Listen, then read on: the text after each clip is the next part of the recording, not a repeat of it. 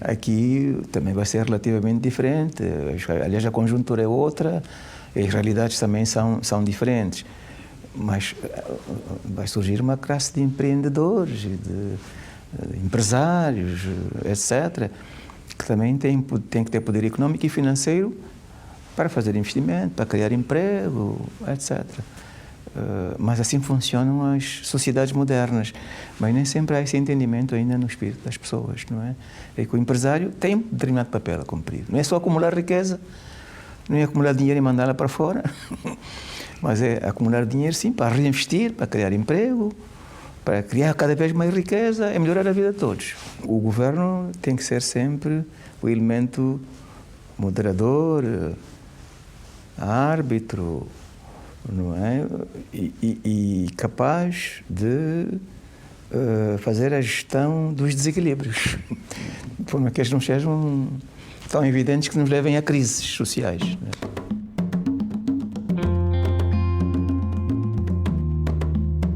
Angola viveu uma das guerras civis mais longas e cruéis da história moderna.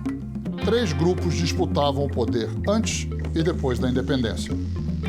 O Movimento Popular de Libertação de Angola, o MPLA, liderado por Agostinho Neto, era o movimento mais forte em Luanda, tinha bases no Congo-Brazzaville e recebeu ajuda da União Soviética e de Cuba. A Frente Nacional de Libertação de Angola, a FNLA, comandada por Ouden Roberto, que atuava a partir da República Democrática do Congo, na época chamada Zaire, que era controlada pelo ditador Mobutu.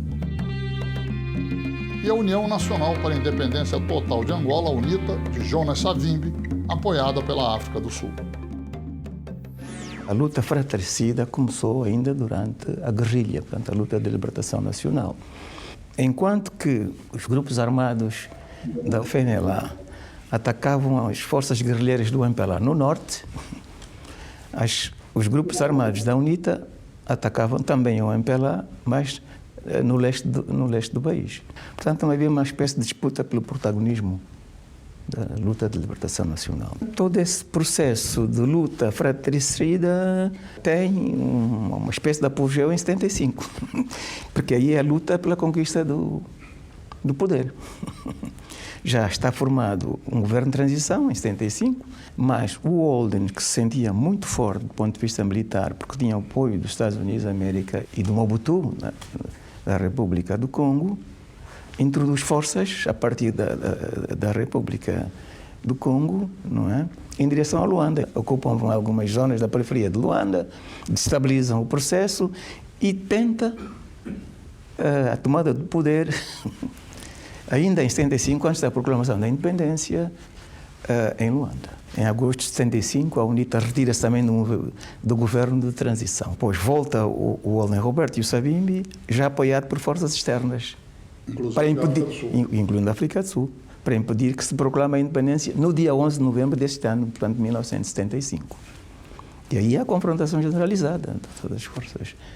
Uma ocupação da parte sul pelas tropas da África do Sul, tentativa de entrada das forças airenses com Ouden Roberto à cabeça na cidade de Luanda para impedir a proclamação, e a batalha final se desenrola a cerca de 12, 14 quilómetros aqui de Luanda, em Kifangondo, onde perdem a batalha no dia 10 de novembro de 1975. E à meia-noite é proclamada a independência pelo Dr. Agostinho Neto. De 11 de novembro de 1975, em nome do povo angolano, o Comitê Central do Movimento Popular de Libertação de Angola, MPLA, proclama solenemente perante a África e o mundo a independência de Angola.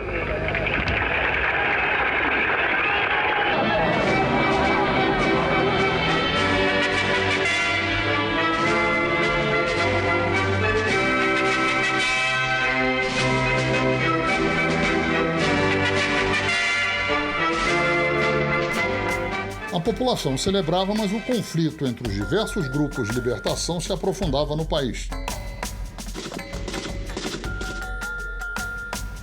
Nos arredores de Luanda, o MPLA manteve o controle da capital, derrotando o exército da África do Sul com o apoio de tropas cubanas. A Guerra Civil estava apenas começando.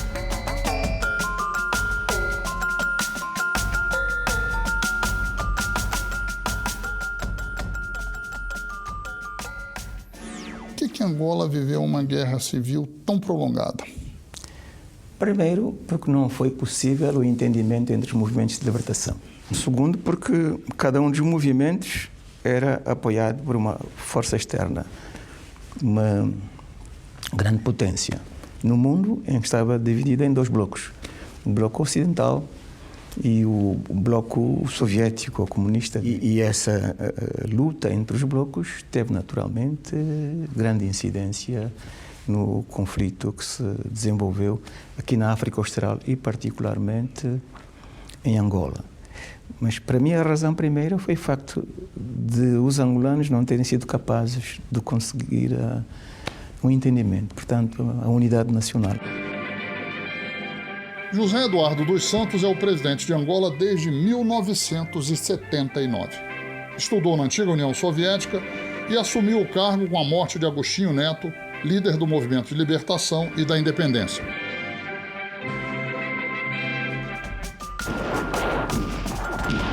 Por causa da Guerra Civil, o país ficou mais de 20 anos sem realizar eleições. A primeira tentativa, em 1992, depois de um acordo de paz que durou pouco tempo, fracassou. Jonas Savimbi, da UNITA, derrotada nas urnas, não aceitou os resultados e retomou os combates. A UNITA não aceita os resultados. Não aceita os resultados porque tinha um plano alternativo. O plano A era uma vitória eleitoral, o plano B, uma vitória militar. Tendo perdido as eleições, acionam o plano B, com o apoio dos serviços secretos franceses, etc., e desencadeiam uma outra guerra. Portanto, uma outra guerra desde 1992 e que só termina em 2002. Com a derrota, primeiro, da UNITA, porque os seus bastiões foram, digamos, conquistados através de batalhas pelas Forças Armadas angolanas, não é? O Savimbi foge, não é? A caminho do leste, continua, mesmo assim, combatendo, não é? As suas forças se vão desagregando, muitos seus generais se vão rendendo, e ele, então, morre em combate nessa altura, em 2002, em fevereiro.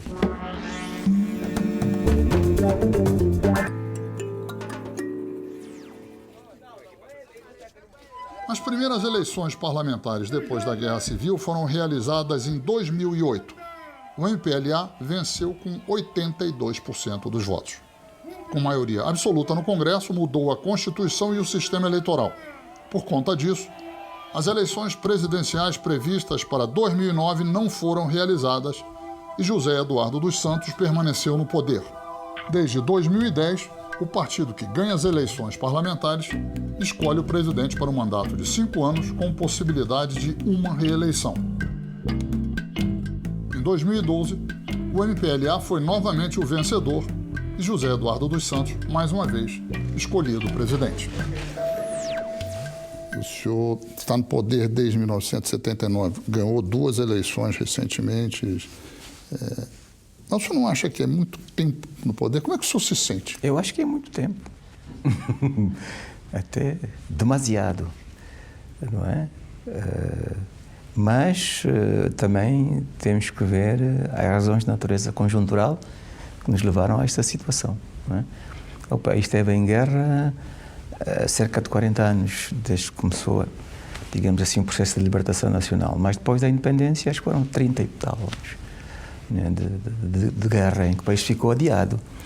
Portanto, não pode consolidar essas instituições do Estado, nem sequer pode tornar regular o funcionamento do processo de democratização. Não é? Por isso, muitas vezes, as eleições tiveram que ser adiadas.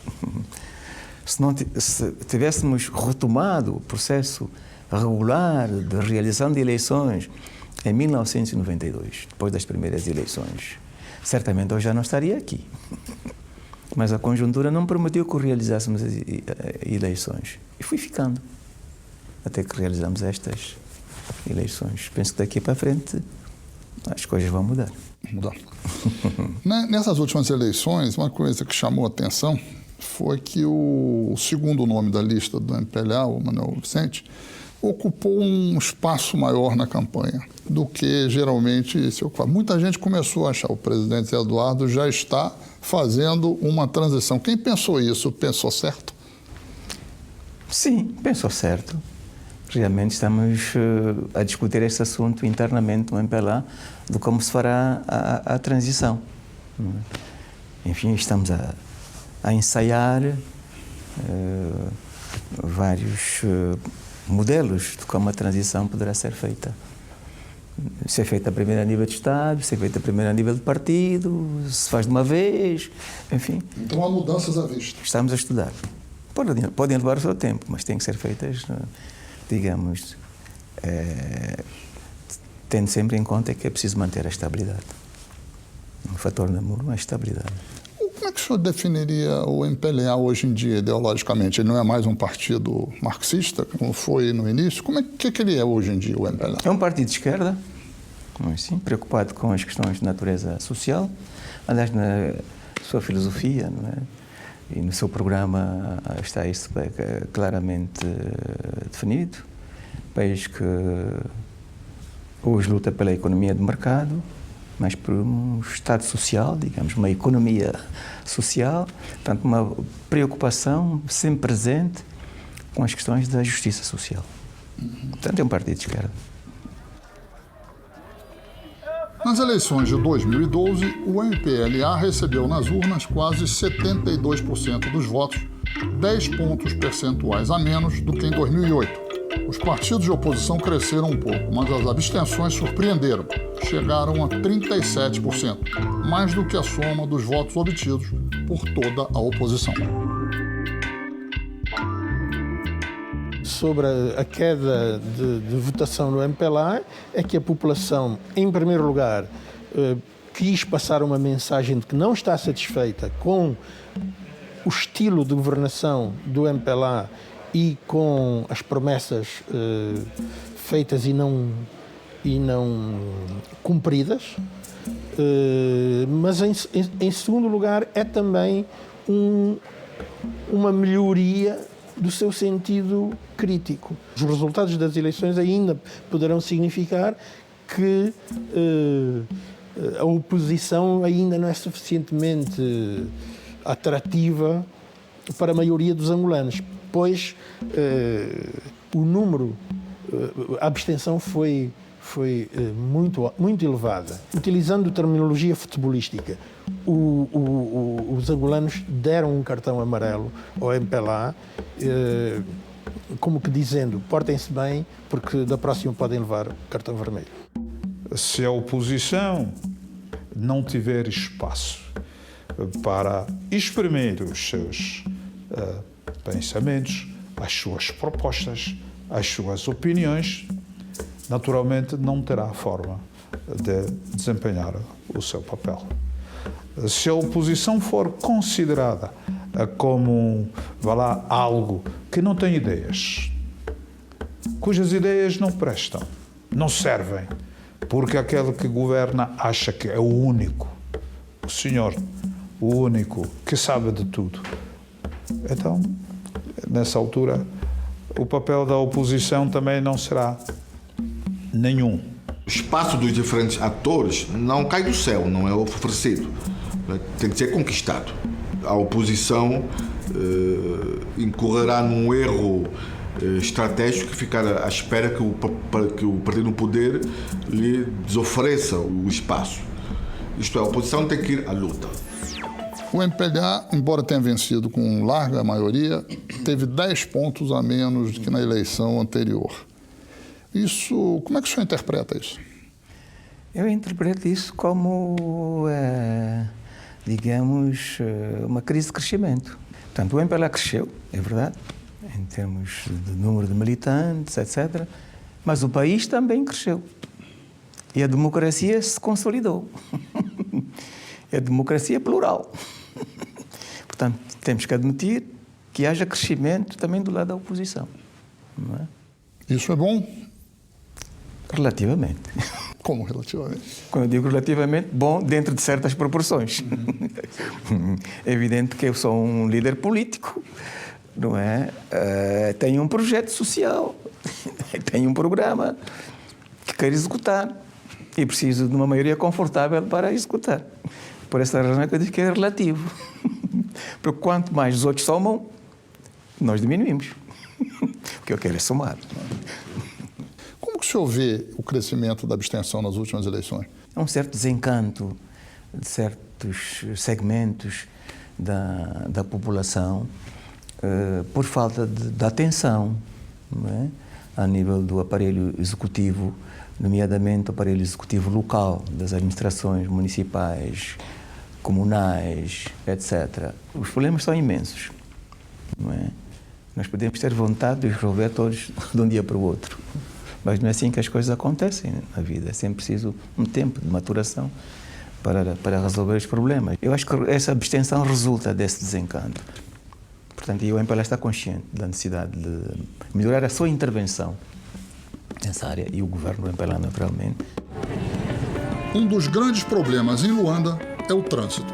Apesar da situação ter melhorado bastante nos últimos anos, os engarrafamentos ainda são muito comuns. Com poucos ônibus para atender a população, o meio de transporte mais usado são as vans, que em Angola são conhecidas como candongas.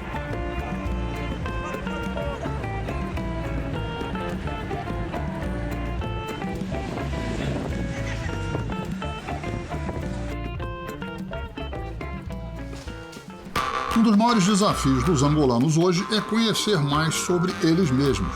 O último censo em Angola foi feito no início da década de 70, no tempo da colônia. Hoje, o número de habitantes é estimado em 19 milhões de habitantes. Em 2012, recenseadores foram às ruas fazer o levantamento cartográfico que vai servir de base para o primeiro censo do país em mais de 40 anos. Primeiro é saber o número de habitantes, não é, que existe no país. Depois é saber também a população ativa, a população inativa, saber as condições de vida, não é, isso, das populações e possibilitará também, não é, criar serviços, bem como outras necessidades básicas para a população. Pelo menos vai saber quais são as necessidades em termos de água, energia, escolas, saúde e por aí fora.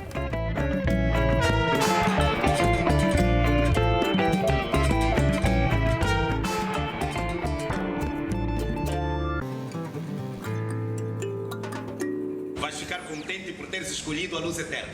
É mais do que uma agência funerária. Tratamos do corpo, oferecemos transportes, 2 coroas de flores, uma pequena missa, programas fúnebres e um anúncio no jornal. Ela é minha melhor amiga, vai abraçar-me e dizer que tudo ficará bem. Com a consolidação da paz, o ambiente cultural em Angola é cada vez mais vibrante. Grupos teatrais encenam peças de autores angolanos e estrangeiros. E a música para todos os gostos. Do moderno kuduro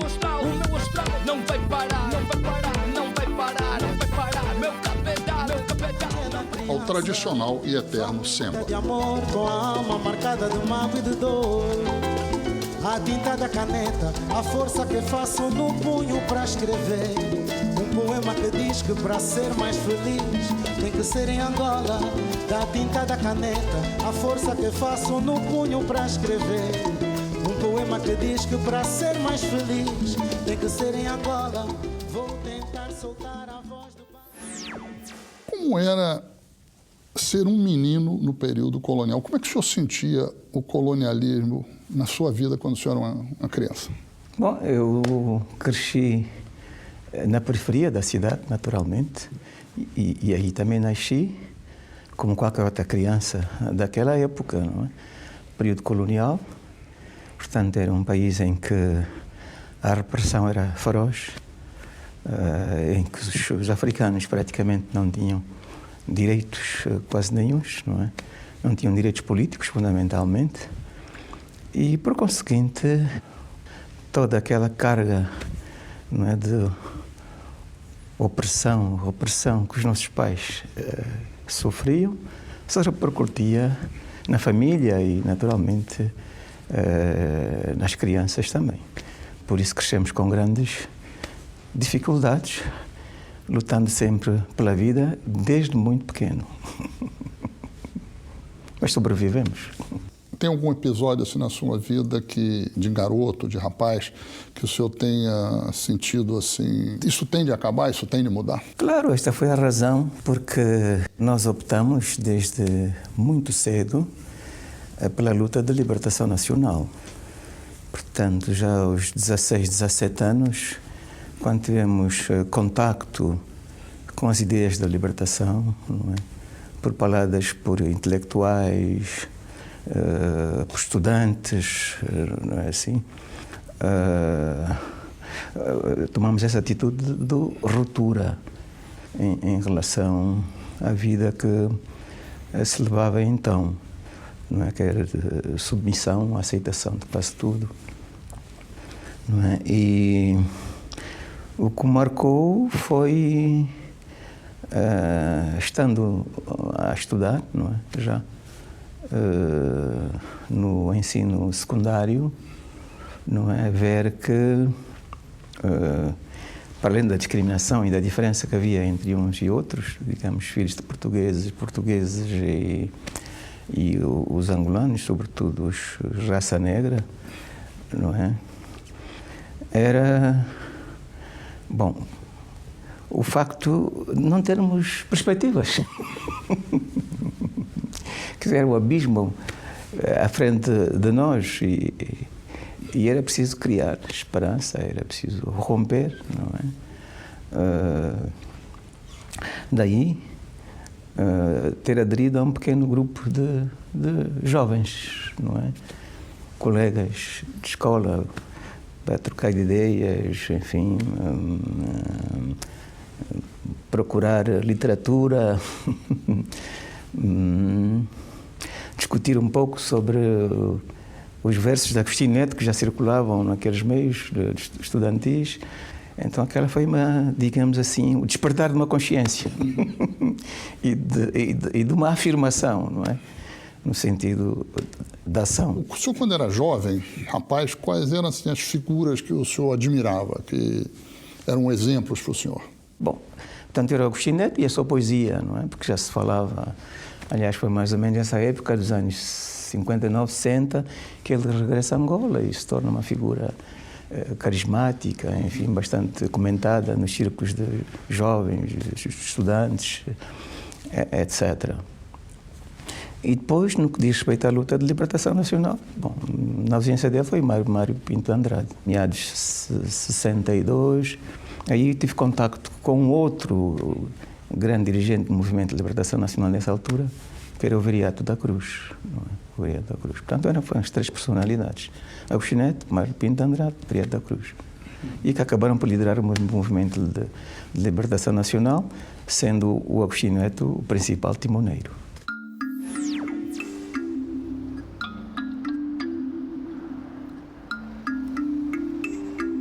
Antônio Agostinho Neto nasceu em 1922 em Luanda.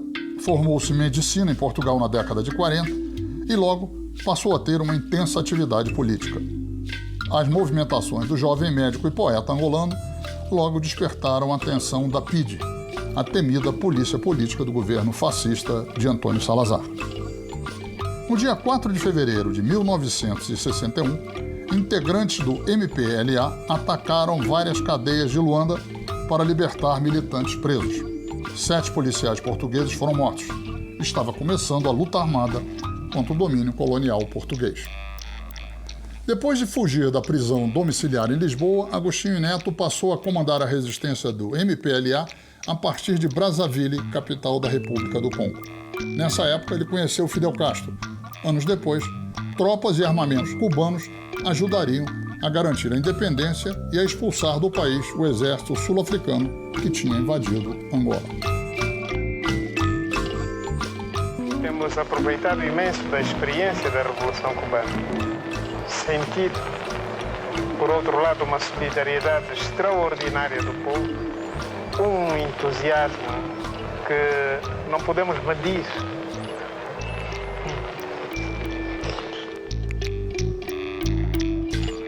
A eleição de Ronald Reagan para a presidência dos Estados Unidos em 1980 adicionou mais um elemento ao xadrez da Guerra Fria e também ao conflito angolano.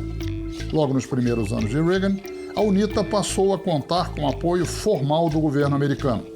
Savimbi chegou a ser recebido na Casa Branca, onde foi apresentado ao mundo como o grande libertador da África. Mais tarde, Savimbi fortaleceu a parceria com a África do Sul e o regime racista do apartheid voltou a invadir Angola. Nós, para nos fortalecermos, reforçarmos a nossa capacidade de defesa, tivemos que recorrer também à ajuda externa, para a ajuda da União Soviética e a ajuda de Cuba. Particularmente a ajuda de Cuba, porque não foi apenas uma ajuda em meios militares, mas também foi uma ajuda humana. Portanto, os cubanos enviaram forças para apoiar o Estado, recém-nascido, digamos, de Angola, a defender-se de agressões externas. E nessa confrontação entre Angola e África do Sul, naturalmente, Cuba participou do lado de Angola em grandes batalhas. A célebre batalha, a maior batalha que ocorreu nessa altura foi a de Cuito-Cuanavale.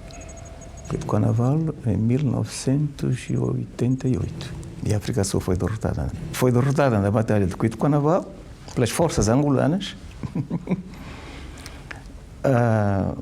O governo de Angola e eu próprio solicitamos um reforço da ajuda de Cuba e do presidente Fidel Castro, e o que permitiu realizar a contraofensiva contra as forças sul-africanas do apartheid e a sua derrota completa. A derrota da África do Sul em 1988 também abriu caminho para acordos internacionais que resultaram na desocupação da Namíbia pelos sul-africanos e na retirada das tropas cubanas de Angola. O centro de Luanda hoje é um canteiro de obras. Além de novas avenidas e áreas de lazer, muitos prédios novos estão surgindo no coração da cidade. É impressionante o número de gruas de construção civil levantando sedes de empresa, shoppings, edifícios de escritórios, estacionamentos e hotéis modernos. Luanda é uma cidade linda que sofreu muito com a guerra e agora tem pressa. Quer recuperar o tempo perdido.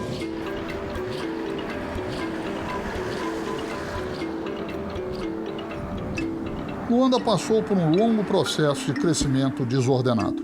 Para fugir da guerra, as pessoas buscavam refúgio na capital, que passou de 400 mil habitantes para mais de 5 milhões. Hoje, as obras avançam em ritmo acelerado. Os museques, como são chamadas as favelas, passam por um amplo processo de revitalização. Vários bairros novos estão sendo construídos com casas e prédios residenciais para abrigar tanto a população mais carente, a grande maioria no país, como para a classe média que começa a surgir. A China é um importante parceiro comercial de Angola e está presente em diversos setores da economia, em especial no da construção civil. Há cerca de 40 mil trabalhadores chineses no país. Quase 40% das exportações de Angola, principalmente petróleo, tem como destino o país asiático e 18% de todas as importações angolanas vêm da China.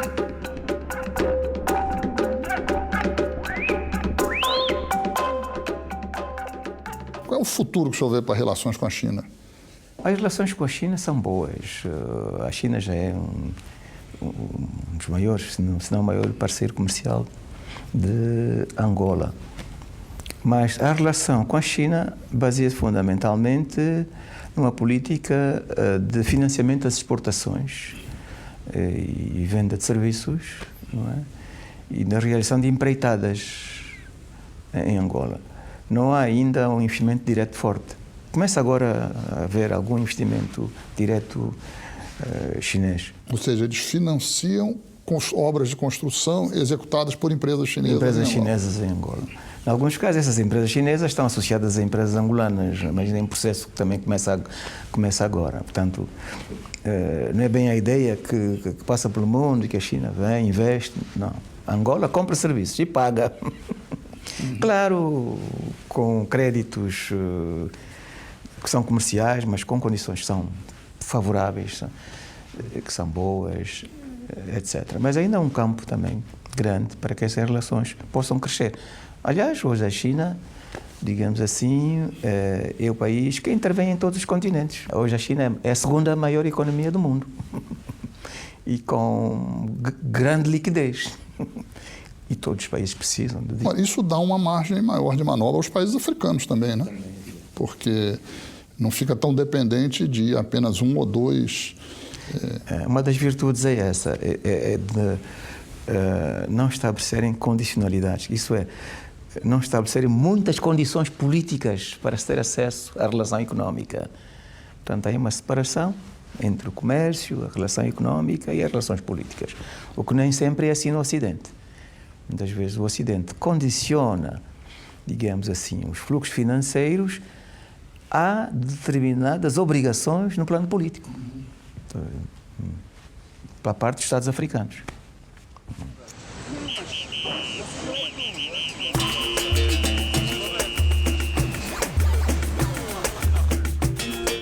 A empresa brasileira Odebrecht também está presente no país e é a segunda maior empregadora de trabalhadores angolanos.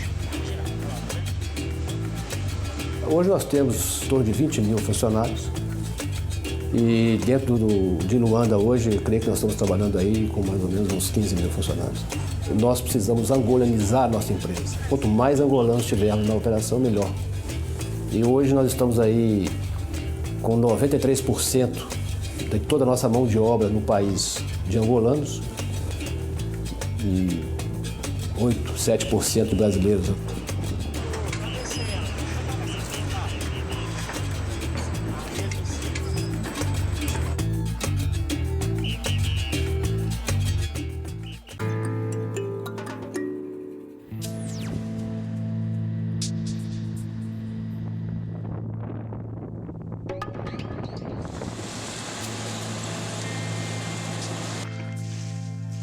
Angola chegou a ser o quarto maior exportador de café do mundo. Com a Guerra Civil, a atividade agrícola praticamente deixou de existir. Sua retomada tem sido prejudicada principalmente pelas minas terrestres que foram espalhadas durante a Guerra Civil por boa parte do território. Porque a Guerra da Unida era uma guerra destruidora. Veja só, o caminho de ferro, por exemplo, não é? A linha de caminho de ferro era destruída fragmento a fragmento. Era uma terra arrasada. Era terra arrasada, sem contar a desminagem. Minavam quase tudo. Minagem ao longo digamos, das linhas de transporte de energia elétrica, né? Ao lado dos postos. Minagem nas pontes, à volta das pontes. Minagem ao longo de todos os caminhos de ferro, etc. Campos agrícolas. Portanto, o processo de minagem foi um processo penoso e também bastante oneroso. Mas não podíamos reconstruir sem desminar. Então, o processo de reconstrução tinha como previamente um programa de desminagem. E que a desminagem continua ainda hoje. Não é? A falta de novas tecnologias e de mão de obra qualificada também dificulta o aumento da produção na velocidade que o país precisa. Ainda assim, a agricultura responde por cerca de 10% da economia angolana. Parcerias com empresas brasileiras têm ajudado a retomar a produção não só do café, mas da cana-de-açúcar, do etanol e também a criação de gado. Na sua avaliação, quais foram as piores heranças deixadas pelo conflito? Primeiro são as mortes, né?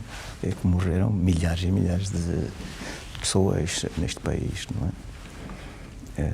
Depois ficaram os deficientes de guerra. Nós temos milhares e milhares de pessoas, né, amputadas, sem pernas, sem braços, etc.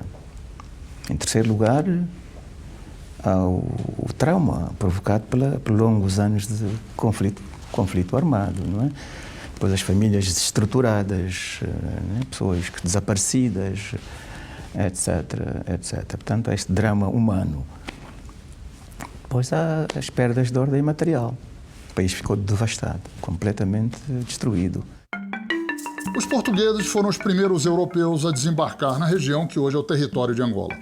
A chegada do navegador Diogo Cão à foz do Rio Congo em 1482 marcou o início de um período de quase 500 anos de dominação, escravidão e exploração. O Reino do Congo ficava no sudoeste do continente africano, no território que hoje corresponde ao norte de Angola, a República do Congo, a parte ocidental da República Democrática do Congo e ao sul do Gabão. Era governado por um monarca, o Mani-Congo, que controlava o território a partir de sua capital, Mbanza-Congo. Os portugueses chegaram muito cedo ao Congo e estabeleceram um sistema de aliança com o rei do Congo, o Mani-Congo, muito intenso e muito forte. E durante muito tempo, os escravos que viam que os congueses iam caçar, iam capturar, iam guerrear no interior do continente, passavam pelo Congo antes de ir para São Tomé e Príncipe, de São Tomé e Príncipe para o Brasil ou diretamente para o Brasil. O Congo era um reino independente que tinha, inclusive Angola era uma dependência do Congo. Os reis do Congo nunca abdicaram dessa soberania de Angola, que foi arrancada pelos portugueses. Quando o Maurício de Nassau estava em Recife, que eles ocuparam Angola, isso é outra coisa também que na história do Brasil não se ensina. Os holandeses não invadiram só o Brasil. Eles invadiram o sistema escravista sul-atlântico, quer dizer, eles foram primeiro para a zona de plantação de cana-açúcar. Lá eles viram que o que dava dinheiro era também não só vender açúcar, mas vender escravos para os senhores de engenho. Aí o que eles fizeram, sendo os mais civilizados da Europa, os mais avançados, entraram no tráfico negreiro, foram invadir Luanda, Benguela, em 1641 até 1648, e São Tomé. E foram expulsos de lá por uma expedição que saiu do Rio de Janeiro. E essa gente vai, então, para Angola e vai ajudar os colonos portugueses de Angola a expandir a predação e as guerras lá dentro. Isso é que vai alimentar o tráfico negreiro. O Brasil exportou para Angola esse know-how, essa técnica de guerra tropical, adquirida na guerra contra os índios, contra os holandeses, contra os quilombos, e que era uma guerra de gente que combate de pé descalço ou de sandália, que não tem, está meio imunizado às doenças, que toma cachaça, come farinha. Chegaram 600 mil portugueses no Brasil até a independência, mais ou menos. O número de africanos é 4.800.000. Quer dizer, entraram 8 vezes mais africanos no Brasil do que europeus, do que portugueses. É fundamental para entender por que o Brasil é hoje, de novo, uma nação majoritariamente povoada por afrodescendentes.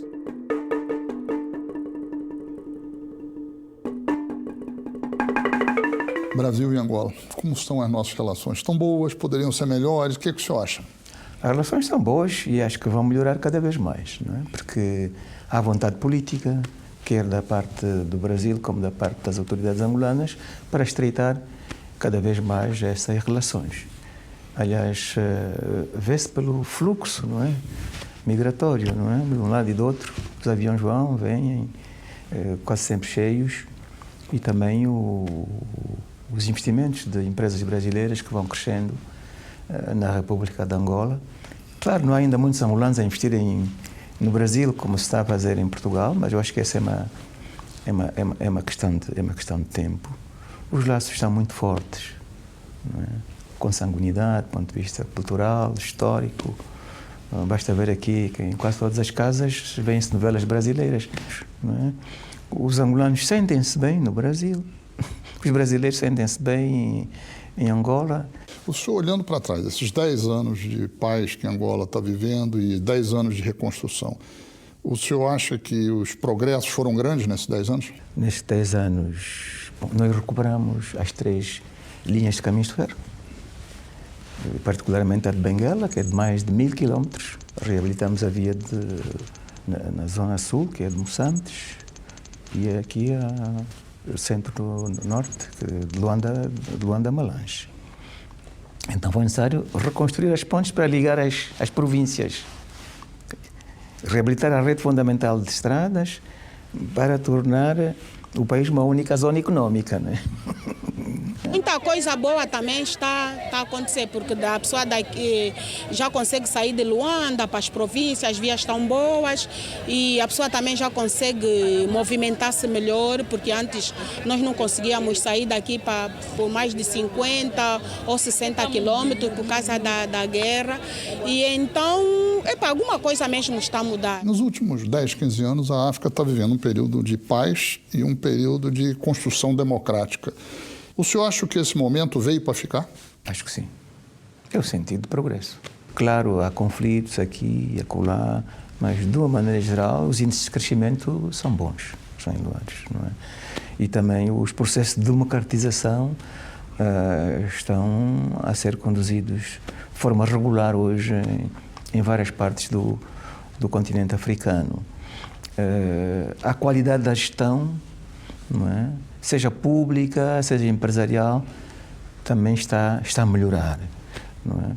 As instituições, em muitos países africanos, as instituições do Estado estão a consolidar-se, os governos são cada vez mais aptos, até porque há uma geração que vem com outra cultura, com outra formação técnica, tecnológica, etc. É evidente que a Angola quer ficar na linha da frente desse movimento de desenvolvimento e progresso, e está a fazer um esforço nesse sentido. Qual o futuro que o senhor vê para a cooperação na África Austral? Acho que o futuro é bom, de cooperação e até de consolidação das instituições regionais. Claro, temos uma economia muito forte na região, que é a economia da África do Sul, mas a Angola, que também está a crescer muito bem, Moçambique, Zimbábue pode vir a ser também, depois de superar a crise, que está superando, aliás, digamos, um ator importante. É pena que a República Democrática do Congo tenha problemas internos e não consiga dar o salto, não é? Esperamos que ultrapasse estes problemas de segurança, desentendimentos, etc., e possa desenhar um plano de desenvolvimento que lhe coloque também nessa perspectiva da consolidação e do desenvolvimento. Portanto, a minha apreciação é que a África Austral e, sobretudo, os países que integram a SADC vão continuar a consolidar-se internamente e, por outro lado, também vão estabelecer mecanismos de cooperação, não é, que permita fazer crescer cada vez mais a colaboração entre todos os países. Neste momento há uma reflexão em curso sobre o modelo que devemos seguir para estabelecer a futura comunidade económica dos países da África Austral. A África está mais ou menos comemorando os 50 anos de independência. Os pais da independência sonhavam com uma África unida. O senhor acha que esse sonho continua de pé? O sonho continua de pé. Isso é um programa de longo prazo, não é assim? Claro, já na origem, quando foi formada a Organização da União Africana, surgiram duas ideias, isso é, duas perspectivas. Os Estados Unidos da África. E havia outros que achavam que não, que devia haver uma união, que era uma união de Estados, não é? Mas mantendo cada um a sua autonomia, a sua independência. Claro, essa segunda perspectiva acabou por vingar. E está a ser desenhado um processo de integração paulatina, que começa nas chamadas regiões políticas ou nos agrupamentos económicos que existem nas regiões. Portanto, a África Austral tem um, que é a SADC, a África Central tem outro, a África do Leste tem, a África do Norte, etc. Então, a consolidação dessas entidades levará mais tarde à procura de um processo de integração continental.